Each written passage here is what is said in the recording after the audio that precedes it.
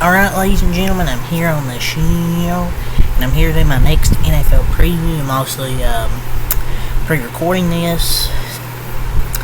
It's like 7 o'clock in the morning, just pre-recording this. Probably gonna head sleep after I film this, upload it when I wake up, just to get this video uploaded. Probably not gonna be many uploads today, because Wednesday and Thursday is kind of dry for recaps. Really nothing to recap. I'm thinking about AEW Dynamite. Not sure yet. We'll see. I was going to do the All-Star game, but I decided not to. See, Wednesday and Thursday might not be as many videos uploads as I usually do, but we'll see. I'll probably try and find some stuff to do. But, let's talk about my next NFL preview, and we're going to end with this division here. We went over the Panthers. We went over the Saints. We went over the Falcons. Now we're here to talk about the Tampa Bay Buccaneers. Their season preview. Last year, Baker Mayfield really shocked me. He was excellent last year, and he got that big contract this offseason. I think it was a good contract for Baker Mayfield if he continued back up what he did last year. And he showed that he can be a good quarterback still. He just wasn't in the right situations.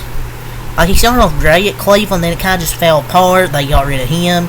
In hindsight, they should have kept him over to Deshaun Watson, but they probably didn't think he would get back to being that good like he was his first few years there. But he turned it up last year with a Hall of Fame type receiver, Mike Evans, Chris Godwin. And my season summary from last season, the Buccaneers, they were rejected as a bottom team. A bottom 5 team entering the 2023 season. They were legit. Nobody expected to make the playoffs. Nobody expected Baker Mayfield to be as good as he was. And they were able to win 9 games. Though many of their victories were very fluky. They had a bunch of fluke wins. And I'm not saying they're a bad team or Baker Mayfield was bad. They just kind of fluked out some highly wins. It's highly unlikely they have the same success unless the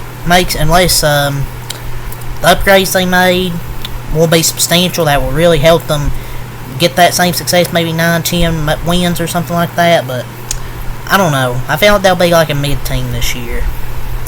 But the additions, their veteran additions they did add is guard Soa Opeta, if I'm saying his name right, center Ben Brederson, defensive end / outside linebacker Randy Gregory, solid addition there, cornerback Bryce Hall, cornerback Tavier Thomas, and safety Jordan Whitehead. I like that addition of Jordan Whitehead there to their secondary. Really like that addition, him and Anton Winfield in that secondary. Some early draft picks, they drafted center Graham Barton. Really wanted my Dallas Cowboys to take him. I mean, obviously I'll talk about them when I get to them, but I really like that pick we made in Tyler Guyton, but we're not here to talk about my Cowboys yet. Love that pick in Graham Burton to give him a starting caliber offensive lineman.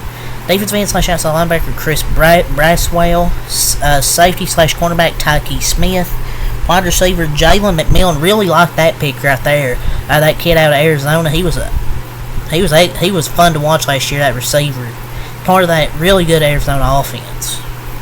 And running back Bucky Irving, he had a really great year at Oregon, along there with Bo Nix and Troy Franklin leading that Oregon offense. He didn't get as much attention, but he was really good as well. So I really like the Buccaneers draft. I really like what they did with their draft picks. Some off-season losses they had was offensive tackle Greg Gaines, guard Matt Failer, defensive end William Golston, defensive end / outside linebacker Shaq Barrett. So that's why they replaced him with Randy Gregory. Shaq Barrett's been a beast for them. David White, linebacker, he's kind of been inconsistent. Last year he wasn't really that great. So yeah, honestly, I wouldn't say it's a big of a loss. Cornerback Carlton Davis, so that's kind of a loss there in the secondary, and safety Ryan Neal. So that's my season summary for them. The veteran additions they added, their draft picks, their off-season losses. Let's just go over the offense this year. Mayfield should be solid. I don't think he's going to have a drastic drop-off. I still think he'll have a very, very solid season. I think the O-line is good, with Tristan Wirfs. The wide receivers are still good. You still have Mike Evans. You have Chris Godwin. You have Jalen McMillan.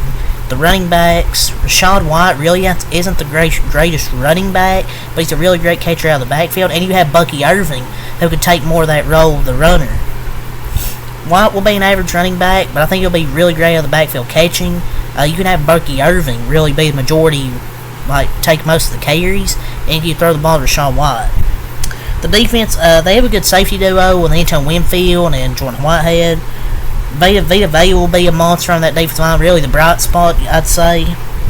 Secondary's kind of average, and the linebacker plays just kind of mid, like, I don't know, the linebacker play is just not the greatest.